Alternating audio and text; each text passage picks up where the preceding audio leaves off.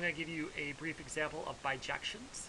So bijections have to be functions that are one-to-one and onto. One-to-one means that if you know the output, you are sure that you know what the input could be. There's only one possible input to give you that.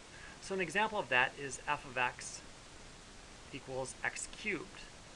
Because, right, if f of x equals 27, that implies that x has to be equal to 3.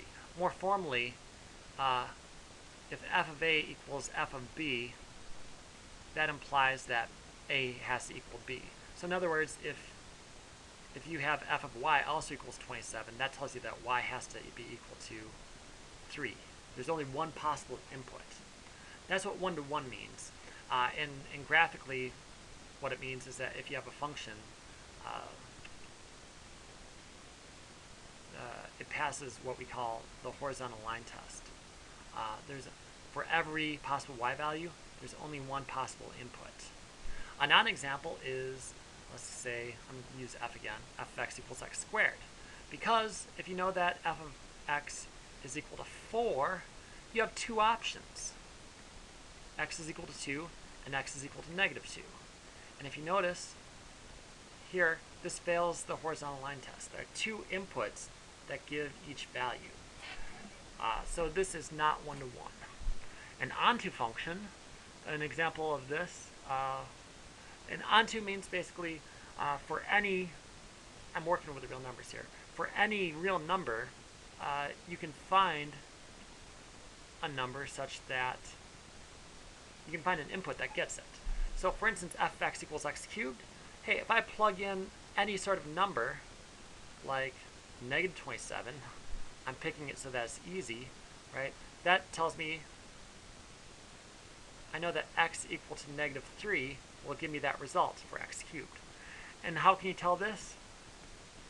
If the function keeps going up and up forever and keeps going down and down forever at some point, and it hits every point in between, it doesn't necessarily have to be continuous. It could be something like this. That's roughly what it means to be onto. A non-example would be, again, f of x equals x squared. Why is that? Well, because if f of x equals negative 1, x equals, Right? Again, if you're talking about the real numbers, if you're talking about complex numbers, you can do it. In fact, maybe I'll talk about this in just a second. If you're dealing with the complex numbers, this actually is onto. F of c equals c squared is onto. And one quick application, a bijection then, is something that's one-to-one and onto. So f of x equals x cubed is a bijection. And bijections have inverses. The inverse is, we read it as f inverse of x. This time it happens to be the cube root of x equals x to the 1/3. And there's a nice formula for finding derivatives of inverses. F inverse prime of x, the derivative is equal to 1 over f prime of f inverse of x. So a quick example. The example, we all know that the cube root of x prime is equal to, well, you bring the 1/3 down, and then you subtract 1 from the exponent, you get x to the negative 2/3. We could have gotten this by saying that it's also equal to 1 over f, where f is x cubed, of the cube root f prime of the cube root of x. Well, that's 1 over, the derivative of x cubed is 3x squared, and the cube root of x is x to the 1/3. That equals 1 over 3x to the 2/3 equals 1/3 x to the negative 2/3.